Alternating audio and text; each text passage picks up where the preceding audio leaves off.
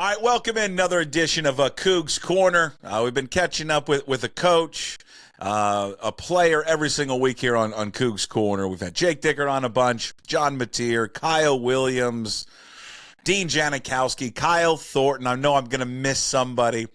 This week's guest is defensive tackle for the Cougs, David Gusta. Cougs Corner is brought to you by Cougar Collective, your home base for NIL opportunities connecting student athletes, fans, business owners. You can join today. Sign up the 1890 Club for as little as $18.90 a month. It is the most accessible route to supporting the Cougar NIL growth. You can also make a one-time donation. If you like beer, kiddos, look behind me. The Old Crimson Legendary Lager, brewed by Pike Brewing. Sales benefit the Cougar Collective. More information at cougarcollective.org. Also, big thanks to Andy Largent and the crew over at Flatstick Pub. Cougar owned and operated. They got 6 amazing locations across the state of Washington: Kirkland, Pioneer Square, South Lake Union, Spokane, Bellingham, and Redmond. They got you covered for date night, guys night, ladies night, a large group event. Great for kids, and of course, great place to watch and support and celebrate the Cougs. Visit flatstickpub.com. David Gusta is with us, redshirt junior defensive tackle for the Cougs. Yes, sir. We were chatting before. He set up a perfect schedule this semester. Classes what, on Tuesday, Thursday? That's it? Yeah, and then the rest is online, so I don't really consider that class. Yeah. Now we were chatting before this because you said you just got back from one of your classes. What class did you just get back from?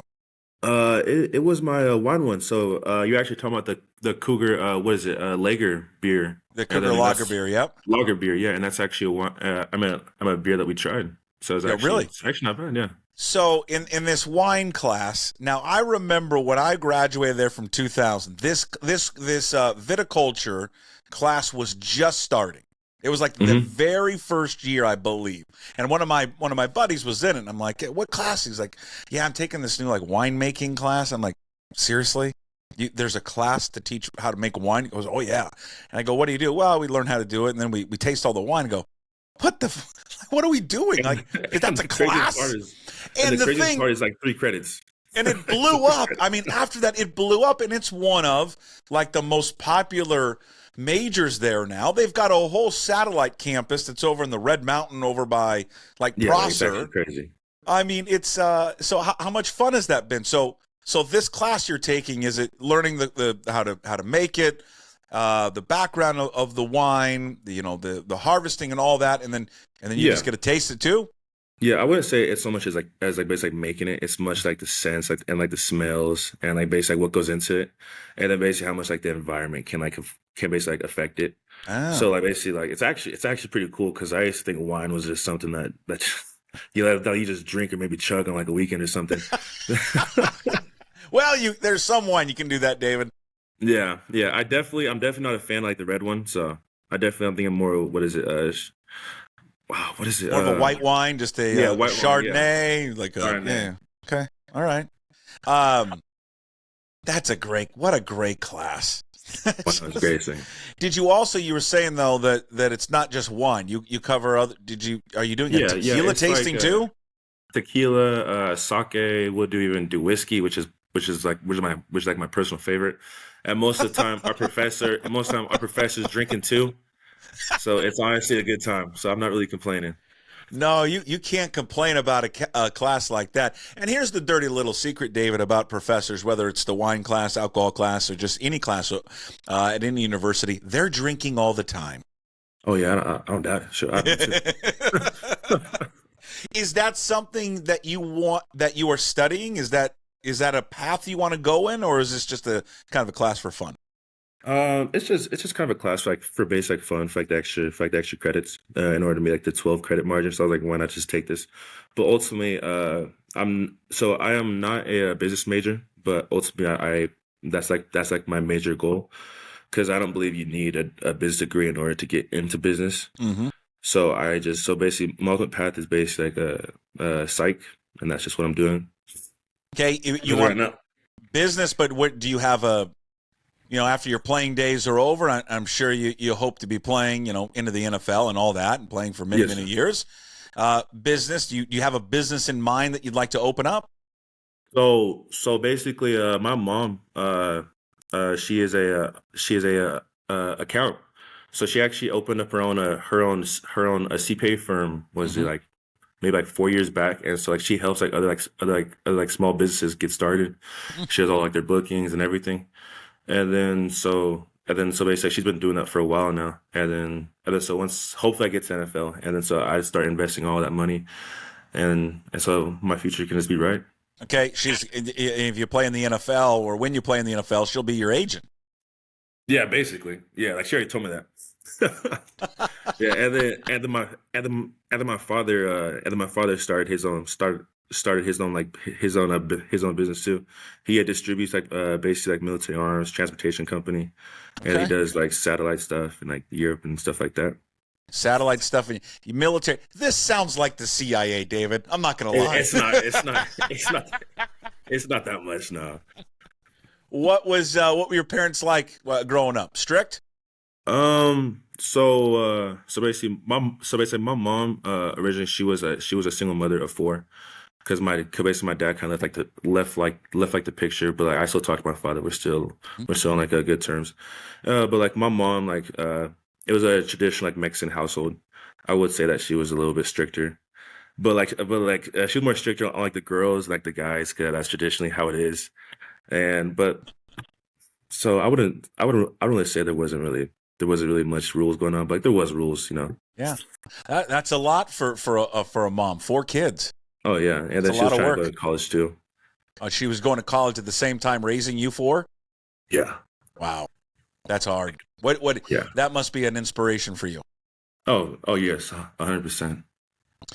What are the sisters, brothers? What's the breakdown? So there is a lot of parents here. So I have two half siblings, Okay, and then same mom, different father, and then okay. I have one full sibling, and then I have three other step, and then it's just, and then I have another three other, oh no, two other stepsisters. So it's a lot of step and half, and Yeah. but I consider all my family though. I'm gonna reference something you have no idea about. Brady Bunch. It sounds like the Brady Bunch to me. But you have. Basically everybody says that, yeah. Do you know the Brady Bunch? Have you heard of Yes, that sir. show? I mean, Yes, sir. dates years and years ago. What was it like growing up in San Bernardino? Um, it wasn't bad. Yeah. My mom did like her best to keep us out of like, the really bad places. Hmm. But of course we're gonna be like affiliated with it, 'cause like they said that's where we live. But honestly, like my mom did like the best that she could. Yeah. But basically going to school, it was all right. Like, the education there isn't the greatest, Yeah. but like what got me out was sports, obviously. So That's what just kept you focused. You just jumped into sports to try to stay off the trouble out of the streets. yeah, yeah, because basically like back home in like the 909, it's really easy to get affiliated with basically like streets, like all the shootings and crime. I actually had one of my friends recently do something, and now he's serving lifetime. Mm. So I'm just glad that I was able to go on like another track. Besides your mom, was there other people that helped you kind of guide you away from that path? Yeah, yeah. So yes, basically, I had plenty of coaches and like everybody, and honestly, like my biggest probably guide was probably like my little brother. Honestly, he honestly helped me out a lot. Like when I was about like if I was to get into like something bad, or that I probably wasn't like supposed to be doing, I look over at him, and like he'd probably be like, "Hey, that's probably like the right fucking thing to do." And I'm like, "Yeah, like you're probably right." And so it's like he kept me on like the right path. So Was it more because you would look at your and how much younger is he than you, David? he's what, 19 right now. He actually plays football at UC Davis. Okay, so a Yeah, couple of years. You're 21, so 2 years younger. yeah, Um, just about like a year and 8 months, maybe something like that. would you look at him and just go, I don't want to, he's my little brother. I don't want to let him down, and I need to set a better example. Was that kind of the motivating factor, or was he like maybe a little bit more the mature one telling you to settle down? I would say he was the more mature one because I always been like a crazy person and like a little bit like okay, all right, let's do this. Because like he's always been like just super smart, and I was never really the greatest in like school and all that. So he was honestly like I wouldn't say a person that like I looked up to, but he's honestly a person that I wanted to do great for because I know that he's doing something with his life too. Yeah, what does he play at UC Davis? Safety. Nice. Yeah. Nice safety. Did you So guys play together in high school? I would assume you did, right? yeah, and I'm hoping for my last year to give him a play with him in college for one last year too. So Okay. You gonna I'm try trying to to get get him that to happen. transfer to Wazoo? Yeah. Okay. All right. How's that gonna like? How do you what do you got to do with that? Do you, I don't know. how I do don't you know, but I'm handle trying. that? Do you go up to Dickert and go like, "Hey man, like how do we get my little brother here? Like what can we do?" I don't know. I don't know. I'm trying. I'll try my best. Like basically, I'll slowly like text him like filmed or like the middle of the night, and he'll wake up like, "What's this?" I'm like, "Just look at it." What kind of safety is he? I have no idea. Like is he I'm really what I'm saying, is he fast? Is he physical? Is he oh no, he's about almost my height. So Oh, he's big. he's like I'm about to say almost the size of Jaden Hicks. Okay. Yeah. Wow. That's good. Well, there's been some good safeties coming out of Wazoo lately. We've had like tremendous ones, yeah, for Yeah. sure. Yeah. Well, that's cool. What other sports did you guys play? Was it just football in high school, or did you play other sports? I did wrestling and then Okay. I tried baseball, but I learned that I'm too physical. And then I tried basketball and then I learned that I was too physical. Yeah, but you would be perfect for basketball with your No, size. no, but I was actually terrible. Like I Really? remember I broke my teammate's ankles because I didn't know that you couldn't shove in like the paint or like I shoulder checked them and then then they kicked me off, so it was not a great deal. What about baseball didn't click for you? Just sitting and waiting for someone to hit a ball. Yeah. It's Yeah. slow. It's slower than football. Not And physical. then someone tried to slide into me and then check my kneecap with their cleats, so I just dove my shoulder into them, which On the probably wasn't the field? greatest one on the field, and then I got ejected. I think you picked the perfect sport, my friend. Yeah, and I did boxing for a little bit. I did for maybe like 2 years, a little bit, and like that was fun. Did you watch the Tyson Paul fight? Don't get me started. That like legit had me crying. Because I think Because Tyson just didn't look like himself. yeah. As soon as because we show a lot of clips and like the inspirational videos of like basically Mike Tyson, like I'm the greatest to ever do it, like basically I'm a killer, all this, Yeah. and like he's in his 60s. I'm like, shit, well, basically about to be Yeah. 60. Almost, yeah. It I'm not was like the bad. first 2 rounds he looked good though. First round, he came out in the first round and he was bouncing around. He looked a little spry, and I'm like, okay. I just think it was by the second round when he walked out and like his legs weren't moving at all, and I think he looked tired, and I'm like, oh, this is not good. I think after I saw like the knee brace, I was like, oh, it's Yeah, that was a red flag when he came out. When he came out walking down and in the knee brace, and I'm like, that's not good. That's yeah, not good no. as well. Yeah, Did see, you watch the Did you watch the John Jones? I did not see. I don't get into UFC. See, I'm 40. I'm old school, and I don't know why I've never been hooked to it. And I think in a weird way, it's probably the long-term damage to these guys is probably less because the rounds are shorter, the matches are shorter. And like boxing, Yeah. you're 10, 12 rounds, and you're repeated head. I find like the UFC and MMA like too barbaric in a way. Oh, Because it's just so much okay. blood and it's just, but whatever. I mean, it's massively popular. I'm a huge, like my age, like growing up watching boxing. Like boxing was a big deal. See, These pay-per-view matches were huge. Like oh, and okay. Tyson, it was a huge draw. So that's why I was so Yeah, I actually wasn't excited inside about it. I actually wasn't inside the UFC before I watched Conor McGregor and was it Khabib?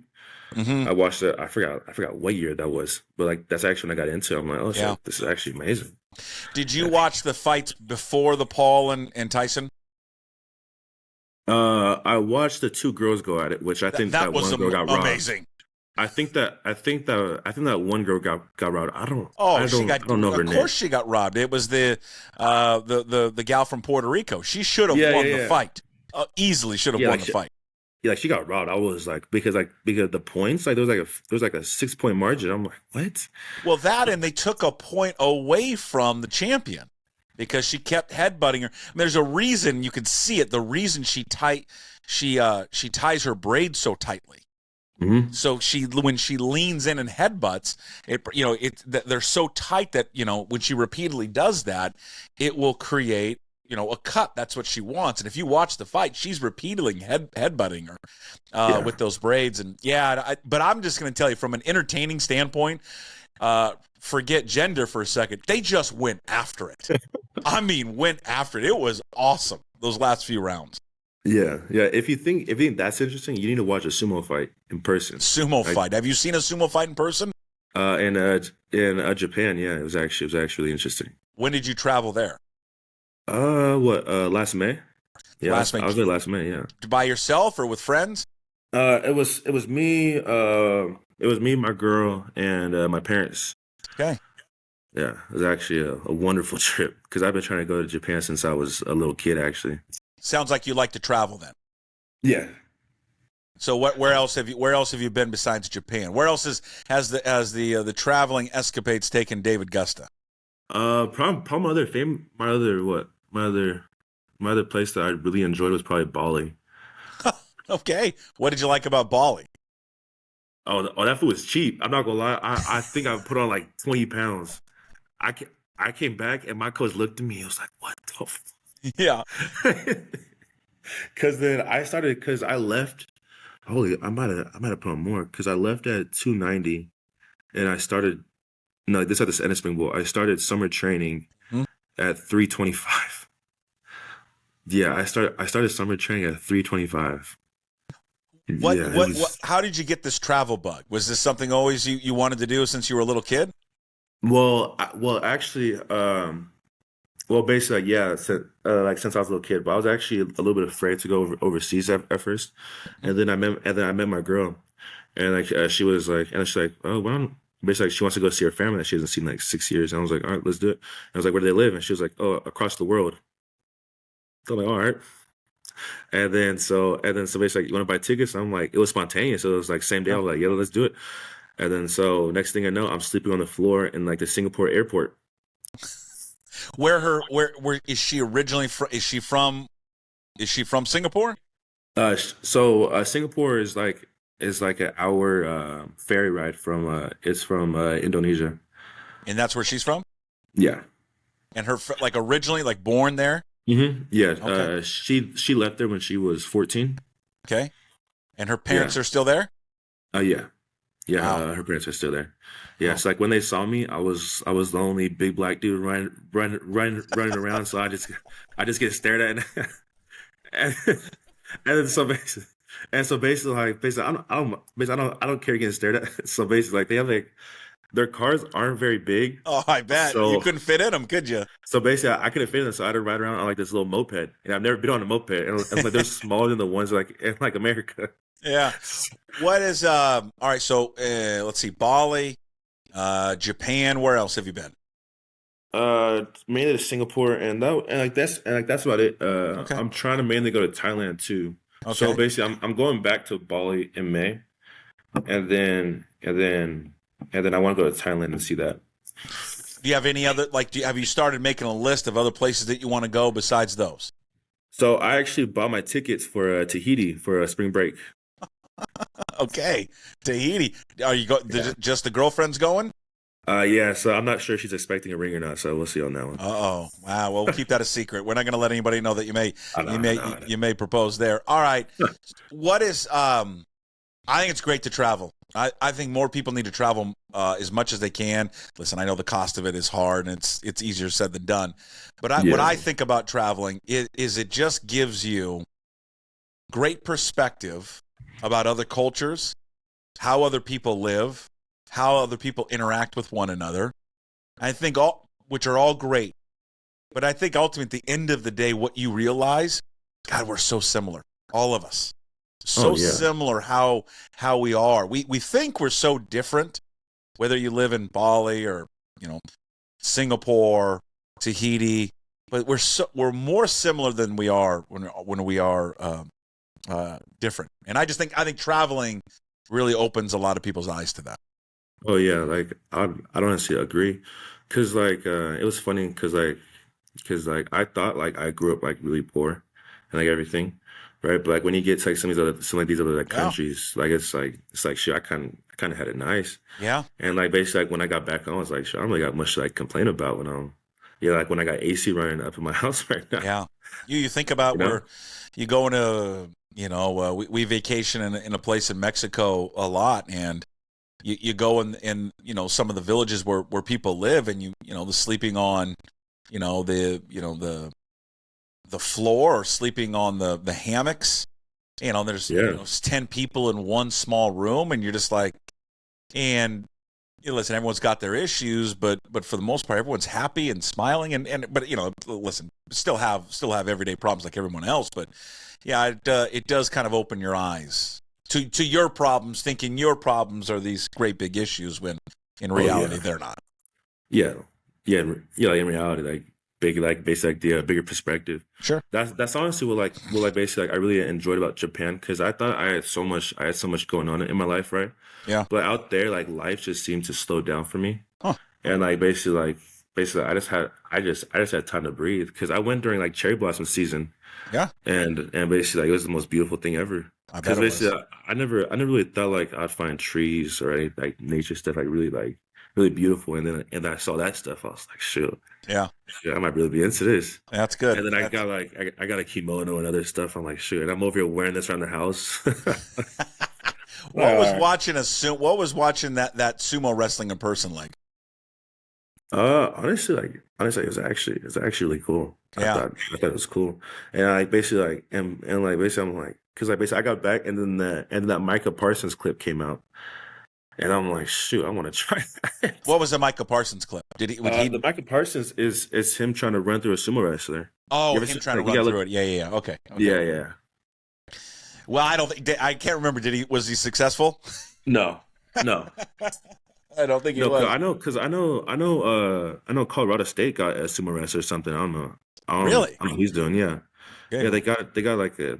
I got to look it up. Like I know for sure they got one. I'm not sure if he's still there though. But Yeah. Hey, maybe you guys got to try and get a sumo wrestler to transfer into Wazoo next year for help on the D line for you guys, right next to you. they could. Coach Callaghan is definitely going to struggle with the language Yeah, barrier. yeah, he would. Um, I'm curious about this. We transition a little bit of football. I'm curious So, with you guys having 2 games remaining in the season. yeah, You guys had that carrot that was dangled over your heads, and that carrot was, hey, we have a shot if we keep winning to get in the college football playoffs. Now it was a long shot, but hey, there was still an opportunity to get in. Now with yeah, this of loss to course. New Mexico, the reality of that is gone. Is that something you guys have talked about, just in terms of, hey, we still have 2 games remaining, and we can accomplish a lot of our goals. We can finish the season 10-2 and go to a really nice bowl game. How is it important for upperclassmen like yourself, the coaches, to make sure everybody understands to kind of keep focused? Oregon State, Wyoming, finish strong. Don't get caught up what happened last week and that damaging the college football playoff hopes. Yeah, we kind of briefly touched like the subject. Coach Dicker addressed it a little bit, but it wasn't too heavy, because like we all knew like what it meant to have like that loss, and that loss, it honestly meant a lot to me. I was really fired up after it. Like I was upset. I was I was I was I was yelling. I was just really passionate, and like the locker room, like probably like I should have been more calm and talking to like my teammates. But if I go back, I'll definitely fix that. But But wait, don't move on. Why? I think I probably know why, but why were you so fired up and passionate about after that game? What happened? yeah, I honestly, I didn't going into that game. I didn't think that they were a bad team or nothing, but I knew that we were like the better like team. And this is honestly one of the first winning seasons that I've ever had in my football career. It's like it might sound crazy, but like I've never really been around like winning teams, and so like when I feel like that, when I felt like what it means to win, I was like, oh shit, like, and basically I've never been like really this passionate. And then like like really got me mad is like is basically like as I'm on the sideline and people start putting their heads down, I started just trying to pick everybody else up, Mm-hmm. and then basically some of like I mean like some of the coaching calls like weren't there, which basically I'm not going to talk too much on, but that part really got to me.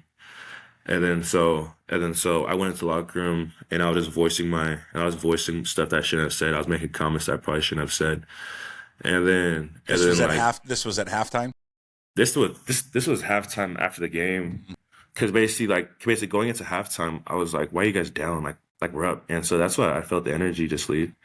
And I was like, all right. And then so like especially after the game, I probably said some comments that I wish I could have taken back. It wasn't nothing crazy, but like as like one of the leaders and as like my DTs looking up to me, I wish I probably didn't say that, you know, Yeah, because basically like I try to think about nobody deserves to be talked to in a manner that I probably talk to some people, yeah.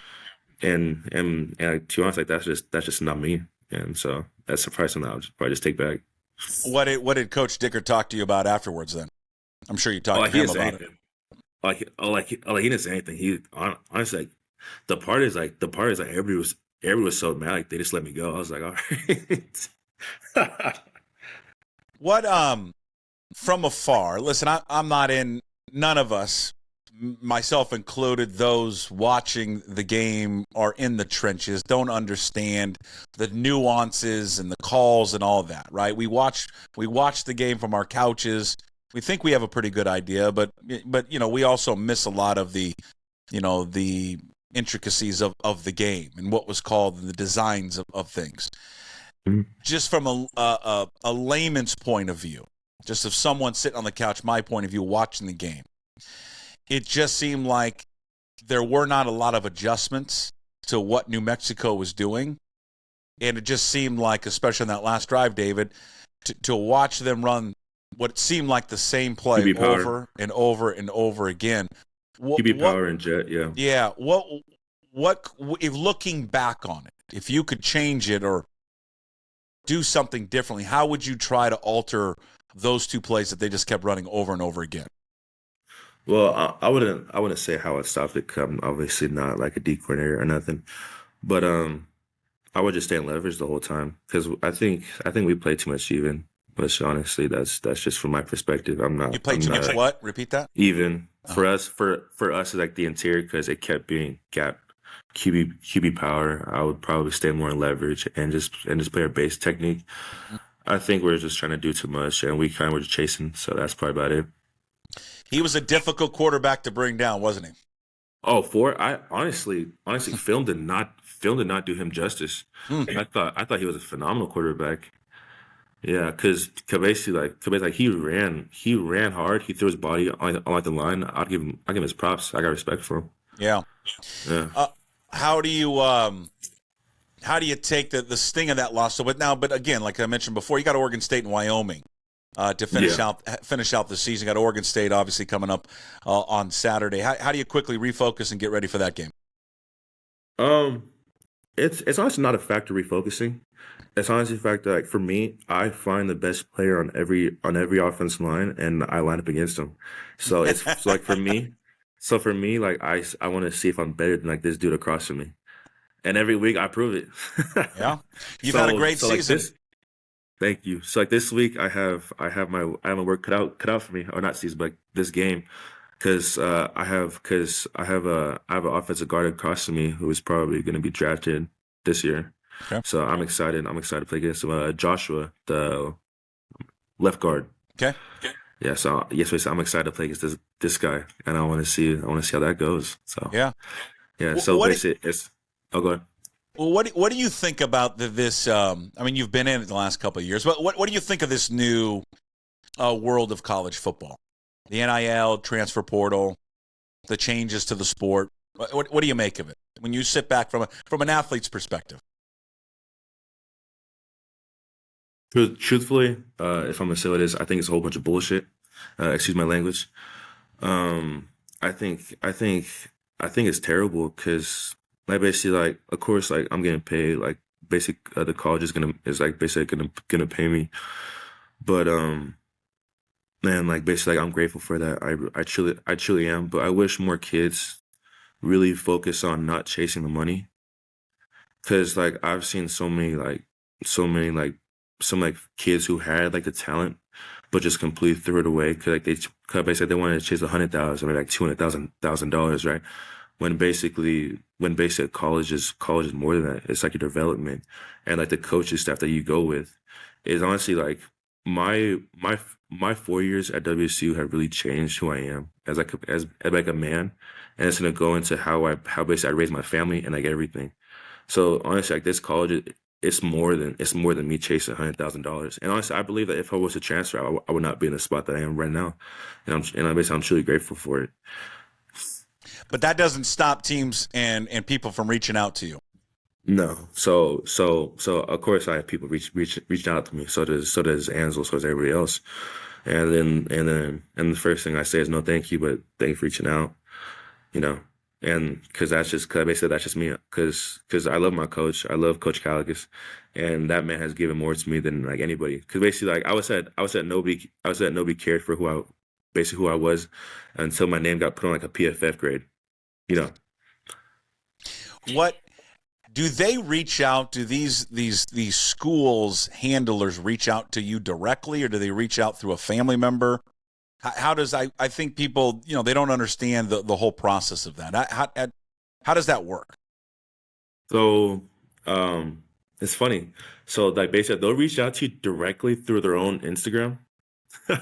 And like which like it's highly illegal, right? Yeah. Yeah, so like basically like and so basically like, I'll go to coach, I'll be like, coach, check this out.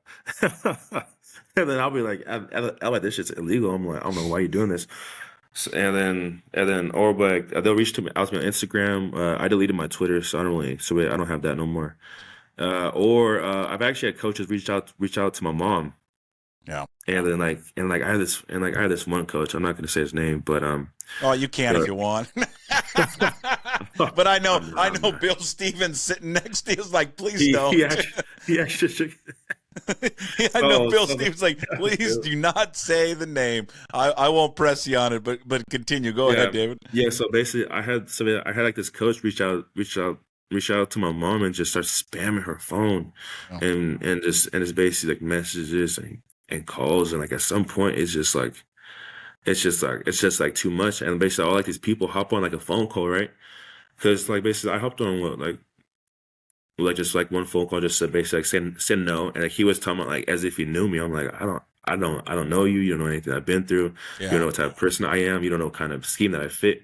All you care about is that 10% that you get from signing this player to that school. yeah. So people would want to know. I mean, there are.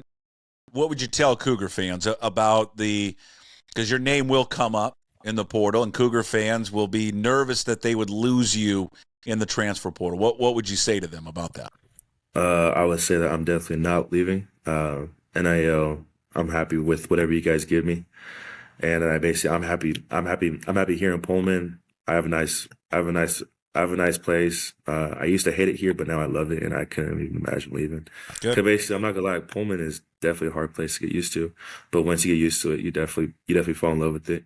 And I have a great coaching staff because like, cause I have cousins at like other schools, and I'm not gonna say what schools. You could probably look up and find it if you wanted, but it's definitely not the same. Like you definitely don't get the love and like the coaching that you do get you do get here at WSU because out here it's nothing. You don't have nothing but family, and that's what I really started to enjoy about it. Especially me and my girl. Like there's not much to do out here, so it definitely forces me and her to get closer together and just that bond and relationship that I've grown through over these 4 years. It's good, Dave. It's good. It's good to hear. Fantastic to chat with you. It's great. I'm glad you're doing more than just football. Keep up with the classes, the tasting of the wine, the tequila, the old Crimson Lager, and keep traveling. Again, travel as much as you possibly can. Every second you get, when you go on to the NFL, anytime that you guys get away, Try to get out and see as many cultures as you possibly can. You're doing it the right way. Yes, sir. Thank you. Thank you, David. David Gusta with us here on Coug's Corner. Again, brought to you by the Cougar Collective. A great spot. NIL opportunities connecting student athletes, fans, business owners. Help out guys like David and his teammates there as well by just joining the 1890 Club for as little as $18.90 a month. Hey, listen, if you live on the west side, that's a sandwich. Okay, that's one sandwich going out that you can spend for just a month. Also, the Old Crimson Legendary Lager brewed by Pike Brewing. Sales benefit the Cougar Collective. And Flatstick Pub. Cougar owned and operated. They got 6 great locations across the state. Kirkland, Pioneer Square, South Lake Union, Spokane, Bellingham, and Redmond. Visit flatstickpub.com. Of course, catch us up. Full episodes up on YouTube. And also, please like and subscribe when you go there. Also, on the podcast platforms, Apple, Spotify, wherever you find your podcast, and, of course, pucksports.com.